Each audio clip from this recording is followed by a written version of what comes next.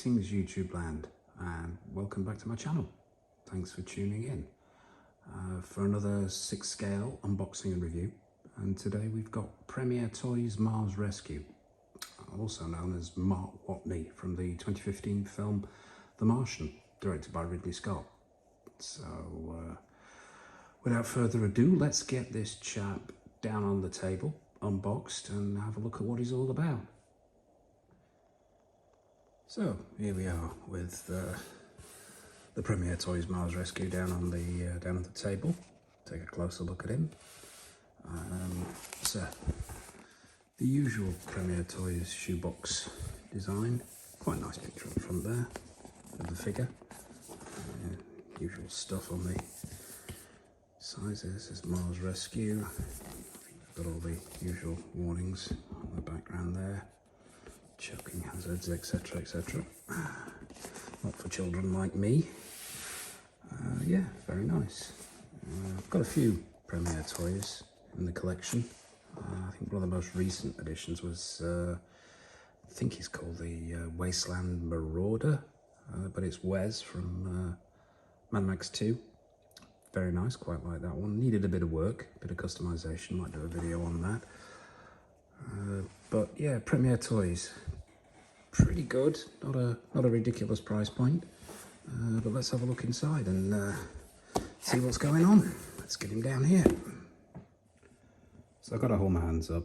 I've had him out of the box previously.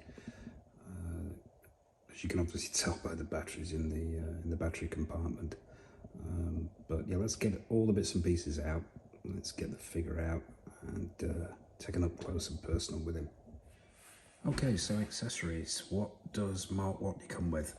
Well, as you probably saw before, he's got the bog standard, nothing on it, generic black crotch grabber.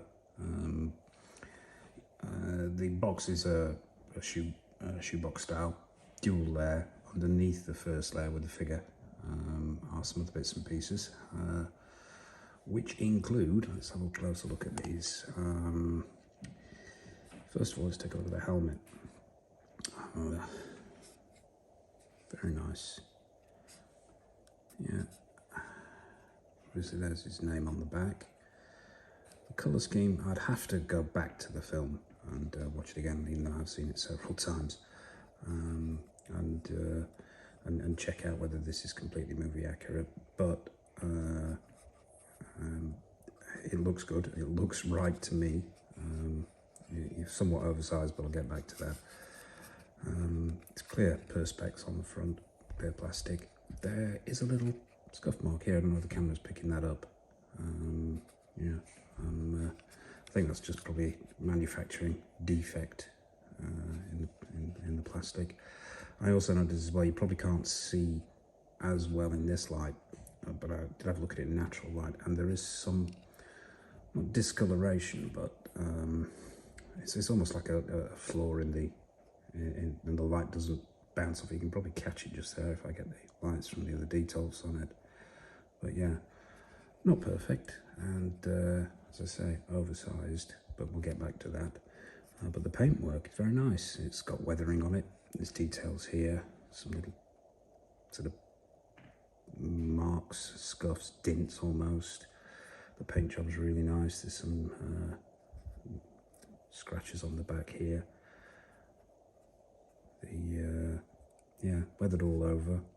I don't know whether these are decals. They look like decals. The way they are. The way they catch in the light, they're decals, I think. But yeah, we got the human, whatever that says there. 100% sure. Focus in. Human HR. I think that's meant to say survival suit, or survival instrument. It's a bit, yeah, the decal's not being put on properly. I'm not sure what a HR vival instrument is. Who knows? But yeah, overall, pretty impressive. There's a magnet on the inside. Don't know whether you can see that.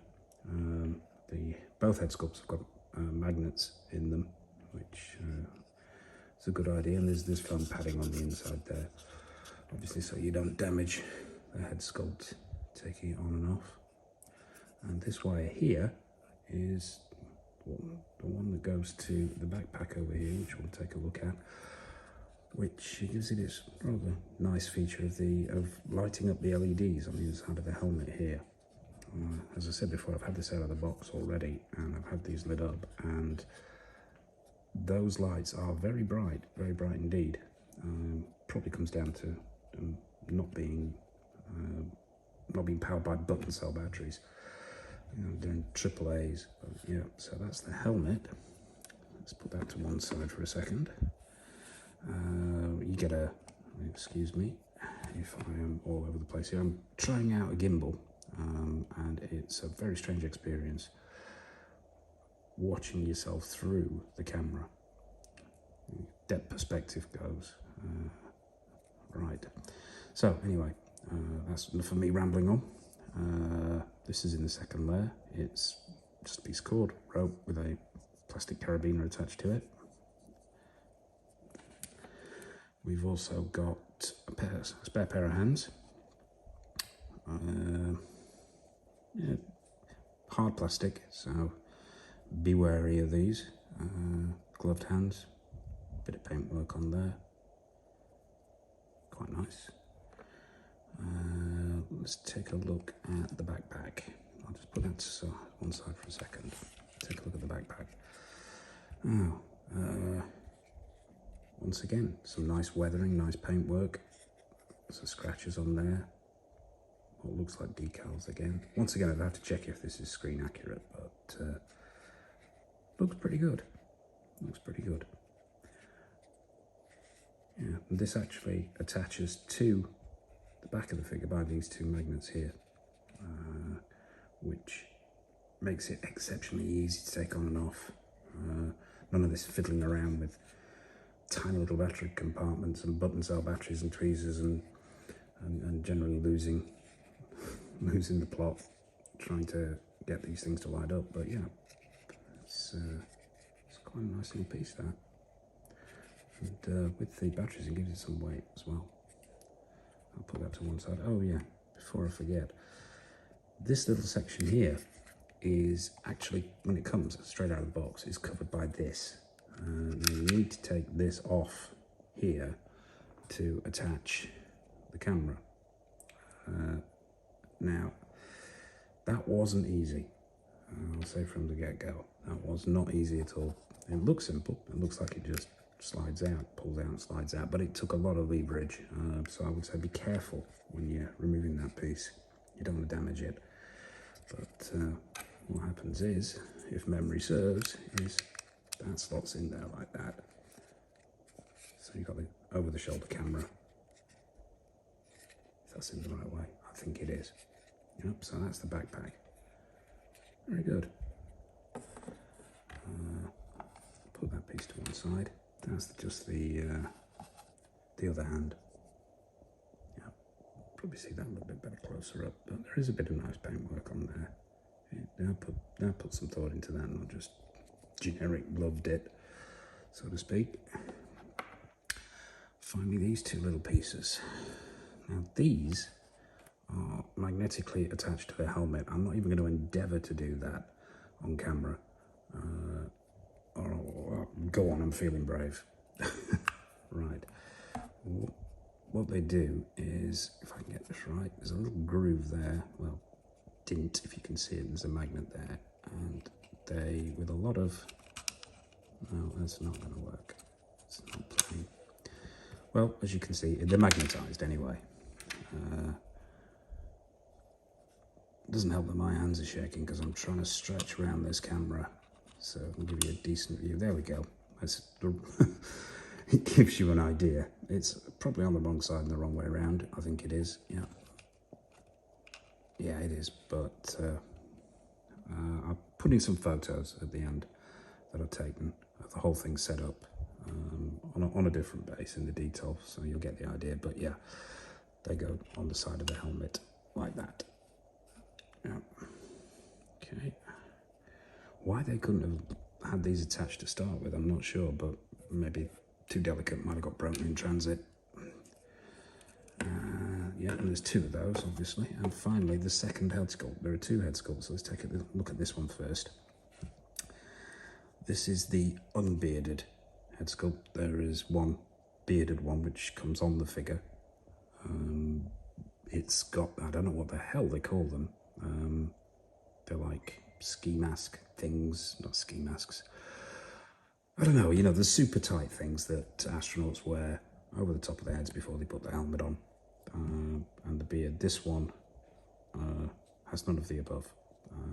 So let's take a closer look at that. And yeah, it's not a bad head sculpt. The likeness of Matt Damon is definitely there. I would say maybe it's a bit of a younger Matt Damon. Possibly this is a recast from another company, I don't know. But he does look slightly younger to me than he does actually in Martian, which was 2015. Perhaps this would be useful for a Kit Basher Bourne, maybe a Jason Bourne, I don't know. But yeah, the paint on the hair is pretty good. The likeness is definitely there. The eyes are nice and bright, and you've got that glisten on the eyes. The paintwork is pretty good. I wouldn't say it's up to Hot Toys standards, but it's not bad at this price point. And yeah, we definitely got a Matt Damon there. Okay, so that's the accessories. Let's go back to the figure. Okay, so here we are back with the figure itself. Let's get a close-up on this suit. I've had the opportunity to have a look at some stills from the film, and it looks pretty movie accurate. I like the detailing on it. It's pretty impressive. Down to the NASA decal there on the back. The suit itself is made out of it's sort of, well, obviously it's plastic, but I'm not quite sure what kind of plastic. I have to say it doesn't feel super sturdy. I don't know whether we're going to be seeing some cracking. I'd be wary of going over the top with the poses on this, simply because the material. I mean, I think the actual putting together of it is great, but the actual material itself, I'll be a little bit wary of. You know, those extreme poses might see some creasing. I don't think it'd tear because it looks sturdy enough to hold up. But yeah, I'd be cautious, shall we say. The breastplate, very nice. Aries 3 down here in the correct font. Lots of lovely little detailings, chips and weathering. Nice paintwork, really nice paintwork. Got the knee pads, and got the little wrist computer there. Take a look around the back again. Here we've got the connectors here, and this is the wire that connects the helmet lights to the battery pack on the back. As I'll show you now how this fits. Yeah, and once it's wired in, I shall wire it in shortly. It just simply clips on like that. I do like that, I must admit. I'm keen on that idea. So yeah, spinning round again. These feet are, I mean, the articulation, I think these feet have no movement in them whatsoever, which is a downside, because as you can see, he wants to lean in this crotch grabber. So it's not the most stable, so he's going to take some work to keep him upright. So that's a downside straight away. Although the boots are very nice, there is literally no movement in there. A split boot cut would have been good, but at this price point, you can't have everything. Let's bring him in for his close-up of that head sculpt. I have to say, this is my preferred head sculpt. This is the way I'll be displaying him. Just move the camera up a little bit so we can get in properly on that head sculpt. Take him off his stand, actually, if he'll come off. Try doing this. Again, let's get him in close on that head sculpt. Maybe a bit more light. Yeah. I'm preferring this look. Maybe it's just the beard. Let's get some light in there, yeah. It's not ideal doing this by hand, but you get the idea. Let's put him back on his stand. Yeah, as I was saying, that I prefer this head sculpt. I think maybe the beard ages him, which just makes it feel for me more movie accurate. There we go.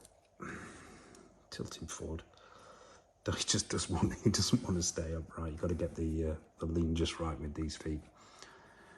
Okay, so what I'm going to do next is I'm going to attach that helmet. I'm going to do that off camera because it takes a bit of finagling. So after a bit of fiddling around, we've got the helmet on, and these wires here, actually, you can tuck these away. These are the connector wires, but they can be tucked away. Just quickly attached it, and there's his party piece, the light up helmet. And as I said before, very bright. I like it. I like the idea of powering it by proper batteries rather than button cell batteries. They're just made up, as far as I'm concerned. Never been batteries. But yeah, quite impressive.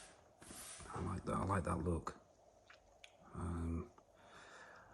The only thing he's missing really are some 6-scale potatoes, and we could really science the shit out of this. But yeah, very good. It's not without its faults. I will be careful with the posing. I'm going to leave him in a relatively neutral pose when I display him. Yeah, I'm a bit wary of the suit. As lovely as that pattern is, I wouldn't want to damage it. So yeah, minimum dynamic posing on this one. But I don't think it really is a figure that warrants a dynamic pose particularly.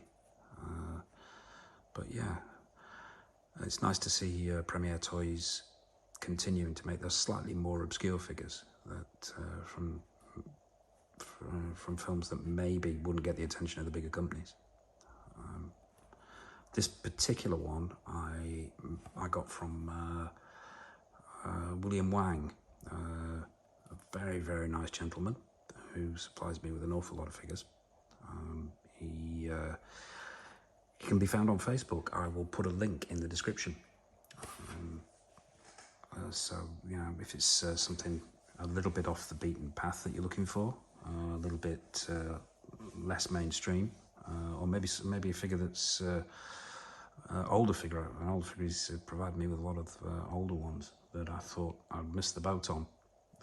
But I'll share those with you in the collection tour video that's coming up pretty soon. So yeah, link will be down below.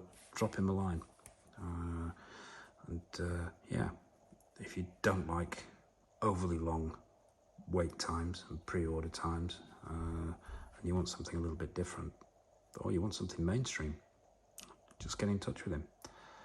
So there you have it. That is the Premier Toys. I'm just going to call it the Martian.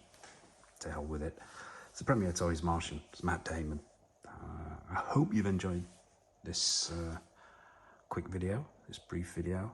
Oh, it's not so brief now. There's a few more coming up. We've got a tour video coming up pretty soon. If you've seen the previous video I did of the caustic plastic Nosferatu, there was a quick glimpse there. Going to do some retro reviews, some new stuff. There's going to be a tour video coming up. So yeah, if it's your cup of tea, like, subscribe, comment. Yeah, and I suppose for now it's goodbye from me, and it's goodbye from the Martian.